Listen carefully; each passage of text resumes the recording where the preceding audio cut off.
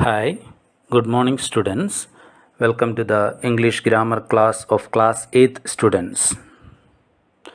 Today we will be studying about phrases and clauses, chapter 16. The same thing we have discussed in chapter 1. Okay, in the first session in chapter 1 we have discussed about phrases and clauses in detail. I hope you remember all these things.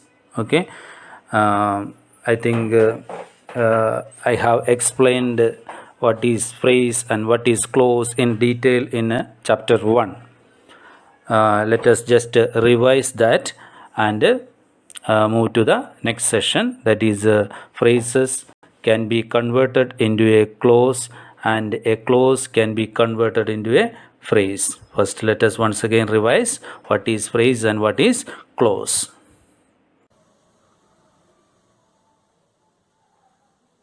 We know what is a letter. Letters together we form words. Words together we get sentences. But what is a phrase and what is a clause? That is what we are going to learn here. A phrase is a group of words. These words together convey a specific meaning but not the complete meaning. We know a sentence is a group of words which conveys the complete meaning. Unlike sentence, this phrase is just conveying only a specific meaning, not the complete meaning. Another point, a phrase has no finite verb. A phrase has no finite verb. That is what is the main character of a phrase. A phrase has no finite verb. When I say finite verb, I hope you know what is finite verb. Verbs which are limited by number, person and time are called finite verbs. I repeat, verbs which are limited by number, person and time are called finite verbs. In other words,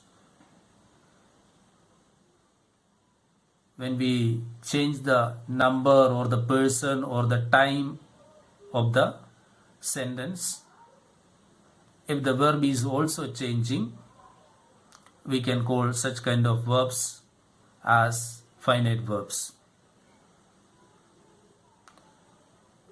When I say number, it is singular or plural. And when I say time, it means tense. And I hope you know the persons.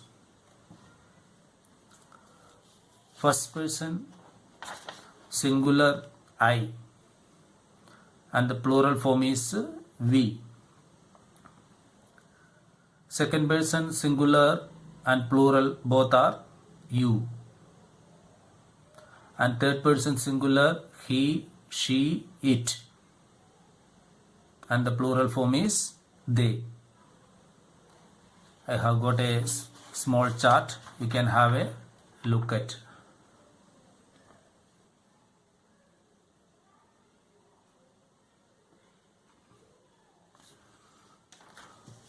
Okay. For example, he goes to market. He goes to market. Third person singular is the subject here.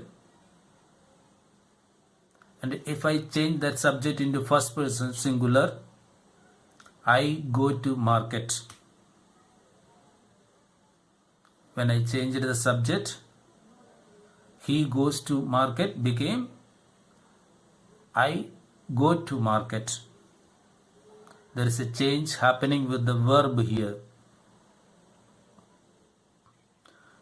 I go to market. He goes to market. In the same way, if the number of the sentence is changed, I go to market, they go to market. There is no change happening in this particular sentence, but it can occur. And time,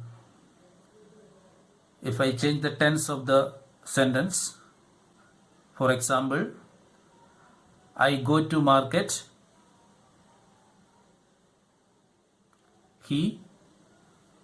I went to market. I go to market, I went to market. Simple present tense. When I changed that simple present tense into simple past, go became went. There is a change happening. So, when we change the number, person, or tense of the sentence, if the verb is also changing, then such kind of verbs can be called as finite verbs. To understand what is a phrase, we need to understand what is a finite verb. Okay. A phrase has no finite verb. Here in the text there are some examples given for the phrase. In the evening, at sunset, by the riverside, across the desert, in a dilemma, a sheer coincidence, within a week. I repeat, in the evening, at sunset, by the riverside, across the desert, in a dilemma, a sheer coincidence, within a week. If you analyze this group of words or these phrases, you can see there is no finite verbs.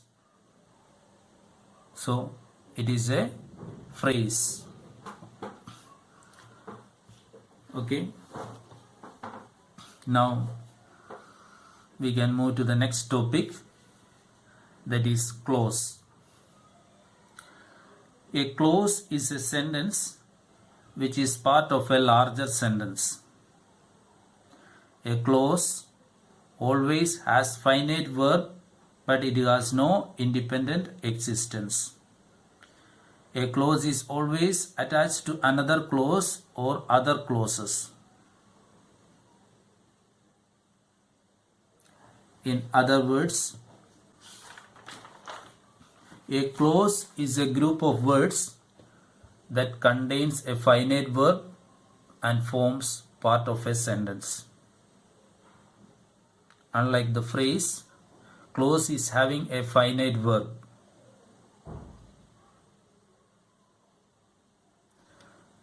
Okay, and it is part of a sentence. I'll give you the examples, then you will understand in a better way. Before that, clauses are of two types: independent clauses and dependent clauses. Independent clauses are also known as principal clause, and dependent clause is also known as subordinate clause. Okay, let us come to the first one, independent clause. A clause which is a single complete sentence is called an independent clause. A clause which is a single complete sentence is called an independent clause. An independent clause means which can stand by its own. Okay, and the next one is a subordinate clause or dependent clause. A subordinate clause or dependent clause cannot stand alone independently. it must be linked to the main or a dependent clause, linked to the independent clause to express its full meaning. A subordinate clause or a dependent clause cannot stand by its own in a sentence. It needs the help of a independent clause or a principal clause to express its full meaning. Here we can come to the text. Okay, we did not explain the examples of phrases and clauses. Okay, now you may see the examples. I met a man with a long nose. I met a man with a long nose. With a long nose is the phrase here. And in the second example, he told me to go away. To go away is the phrase. And the third one, some people do their work without any care. Without any care is the phrase here. And all these phrases are highlighted with a red color. Okay, I hope you understood all these things. And the next one is clause. I will just read the definition of clause given in the text once again. A group of words that has a subject and a predicate and forms part of a sentence is called a clause. You can see the examples. When I was going to school, I met a man who was carrying a lamp. Who was carrying a lamp. Okay, it is a complex sentence. And you may note down the first first clause. When I was going to school, then that is dependent clause. And the next one, what is given in black color, I met a man, that is also a clause, main clause in this sentence. And the next clause, who was carrying a lamb. Okay, in this sentence there you can see there are three clauses are there, and the main clause is not given or highlighted here, but you understand that that is also a clause. Okay, when I was going to school, I met a man who was carrying a lamb. Okay, there are two conjunctions, when and who. With these conjunctions, these three clauses are joined together and we get a single complex sentence. Okay, I hope you understood. Now the second one, he promised me that he would repay the money. He promised me that he would repay the money. Okay, the clause here is that he would repay the money. In the text, that is not highlighted. You can just underline that also. He promised me that he would repay the money. Okay, he promised me is a clause, and another one is a dependent clause is that he would repay the money. Okay, and in the next one, my aim is that I should win a prize. My aim is that I should win a prize. In the same way you can analyze. Now we can move to the next topic, that a phrase can be converted into a clause and a clause can be converted into a phrase. The examples given here, you can see there is a man with a wooden leg. With a wooden leg is the phrase there in the sentence, and same sentence is converted with a clause there. There is a man who has a wooden leg. Who is used there? Who has a wooden leg. Okay, with the conjunction who, that means that dependent clause is joined with the other part. There is a man. Okay, and it became a clause. You can see the second example. The umbrella with a broken handle belongs to me. The with a broken handle, that is a phrase. See the clause. The umbrella which has a broken handle. Which has a broken handle. The conjunction which is used there. Okay, belongs to me. And the third one, Leela's ambition is to become a doctor. To become a doctor. And that is and the next one you see, Leela's ambition is that she should become a doctor. That the conjunction that is used and that became a clause there. I hope you understood the difference between the clause and phrase. In the, if it is a subordinating clause or a dependent clause, you can always see a conjunction in the beginning. Okay, that is what is here. Here we will see about noun phrase. Okay, a noun phrase means it is a phrase that does the work of a noun. Okay, the phrase hold together these group of words. That phrase is working as a noun in a sentence. That is what is noun phrase. A noun phrase is a phrase that does the work of a noun. I want a pen. Okay, a pen. I want a pen. A pen is a phrase here, but in the sentence it is working as a noun. This a and a pen together is working as a noun. Second example, I want to buy a pen. To buy a pen is the phrase, but in the sentence it is working as a single noun. Okay, this particular phrase is working as a single noun. I want what? I want to buy a pen. Okay, in the above examples, the first sentence has a noun, that is a pen, as the object of the transitive verb. The second sentence has a phrase to buy a pen. In the second sentence, the phrase to buy a pen is the object of the transitive verb want. So it is a noun phrase. Okay, some other examples are also given here. You can just read it. John has promised to come again. To come again. His hobby is to insult others.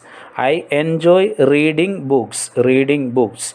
I like to become a doctor. In all these examples given in the text, what is given there in a reading is a phrase. Is the phrase in that sentence. Okay. All these phrases, if you notice, you can see that it is working as a noun. Okay, that 2-3 words together it forms the phrase, but that phrase, single phrase, okay, is working as a single noun here. Okay, that is all. Now the next topic is a noun clause. Same like noun phrase. If a noun clause is a clause that does the work of a noun. Okay, see, noun phrase means the phrase working as a noun. Noun clause means the clause working in a sentence as a noun. Sentence, the complete clause.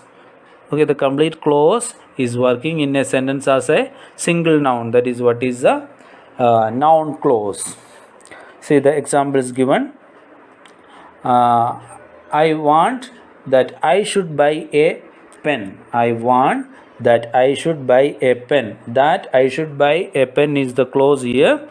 Okay, subordinate clause, but it is working as a noun. That complete clause is working as a noun. I want what? I want that I should buy a pen. Object. Object part. Noun is in the object part and it is a noun clause. Second one, you see, what he had said was not clear to us. Okay, what he had said, that complete clause, what he had said, that is working as subject. Okay, it is a noun here, noun clause, what he had said was not clear to us. Third one, you see, that he is an honest man is accepted by all. That he is an honest man. That clause is working in this sentence as a noun. Okay, the subject, that he is an honest man. Okay, that is why it is called a noun clause. Fourth one, I do not know why he is absent. Why he is absent? I do not know what? I do not know why he is absent. Okay, noun. Why he is absent is working here as a noun. In each sentence, each sentence has a clause printed in italic type and it does the work of a noun. Now, in the other page, we can see the functions of a noun clause, how all these noun clause function in sentences.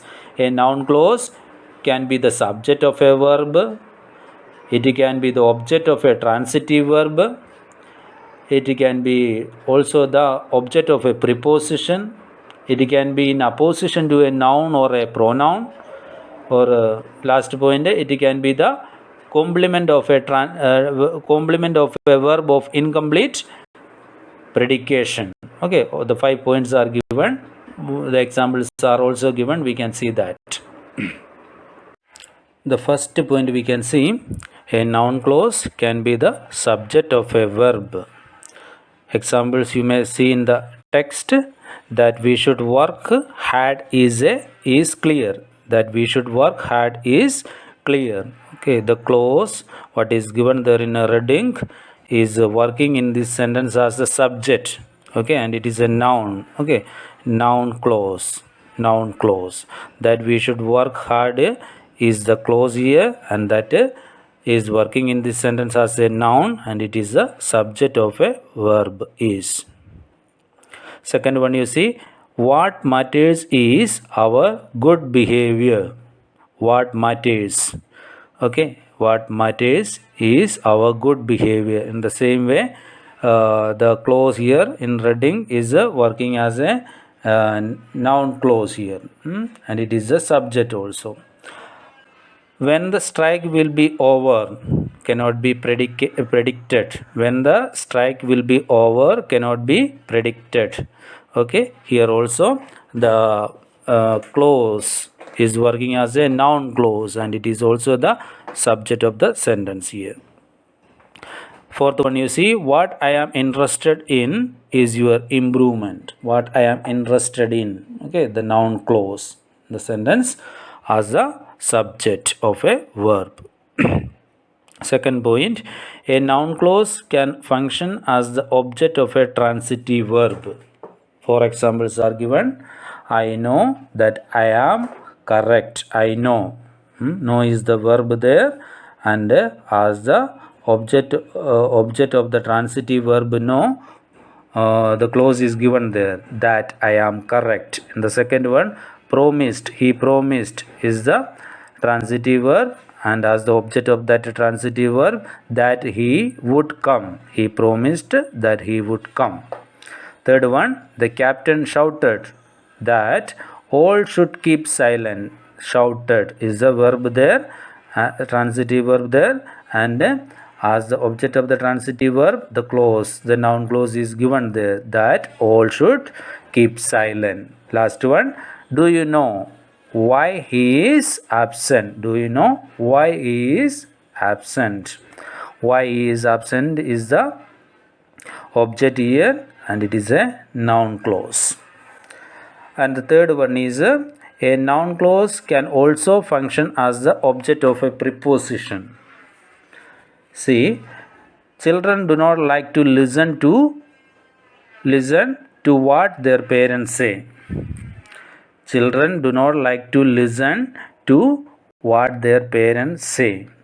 Okay, what their parents say.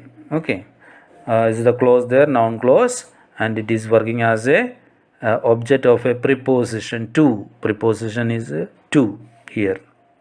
Second example, Sally was not pleased with what she had done. With what she had done. Okay, what she had done is the noun clause here, and the preposition with. Okay, the noun clause here is working as the object of a preposition with. Third one, I am sorry for what has happened during my absence. For is the preposition here, and the clause is working as the object of the preposition. Fourth one, I could not agree to what he had planned. To is the preposition, and the clause what he had planned. Fourth one, a noun clause can be also in opposition to a noun or a pronoun. A noun or a pronoun. In opposition means in addition to. In addition to a noun or a pronoun. One more, means this clause is working as a noun, no? So it is called a noun clause. So in addition to a noun, this noun clause is also, or noun clause is also used. That is why it is said in opposition to a noun or a pronoun. Raju spread the rumor that his friend had failed. Raju spread the rumor. Little more explanation about the rumor that his friend had failed is another noun. Okay, rumor that his friend had failed. In addition to the noun rumor, okay, one more noun that his friend had failed. That is the noun clause. Okay. Second one, the news that my uncle had a heart attack shocked me. The news, what is the news? That my uncle had a heart attack. Okay, the news is a noun, and in addition to that, one more noun, that my uncle had a heart attack shocked me. That my uncle had a heart attack is the noun clause here. Okay, in addition to the noun news, the clause is also used as a noun. Now it is working here as a noun clause. Okay. Third example, we should not forget the fact that God is just. The fact God is just. Fourth one, Darwin propagated the theory that man has descended from ape. Okay, the theory, propagated the theory, noun. Another noun, that man has descended from ape. Okay, in addition to the noun theory, one more noun, that is a noun clause.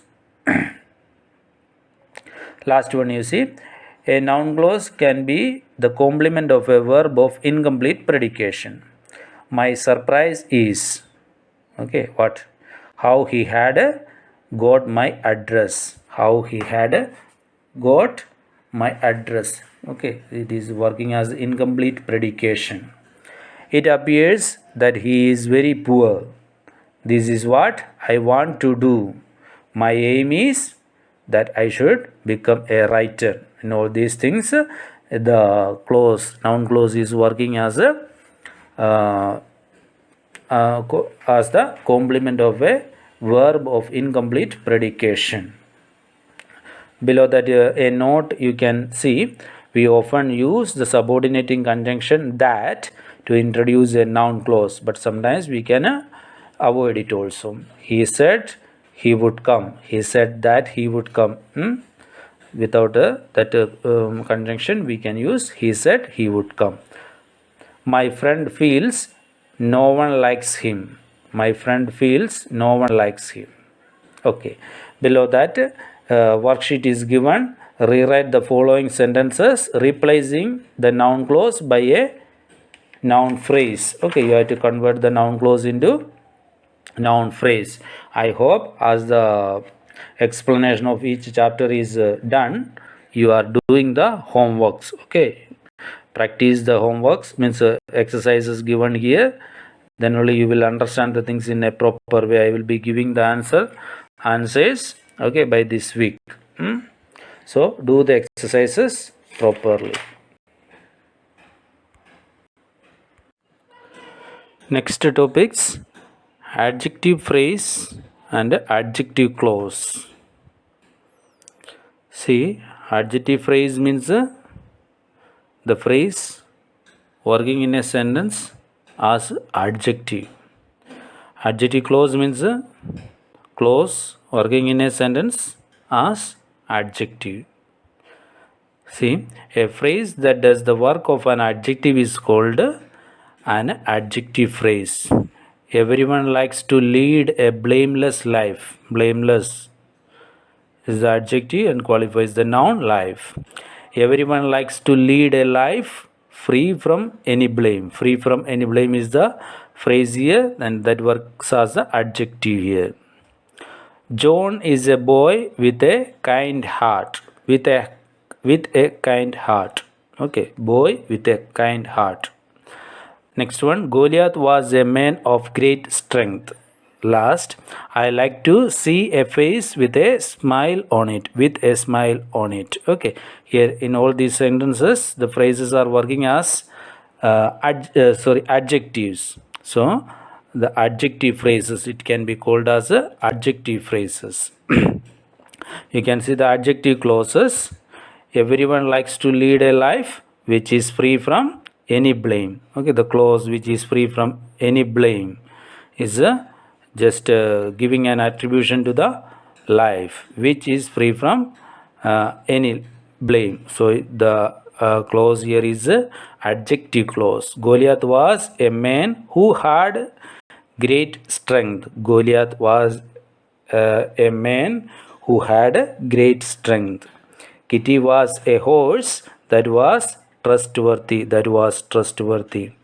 John is a boy who has a kind heart. Okay, in all these examples, you may note that the clause is working as a adjective. So it is a adjective clause. Okay, the nouns are qualified with this clause. Life, man, horse, boy. Okay, so it is a adjective clause.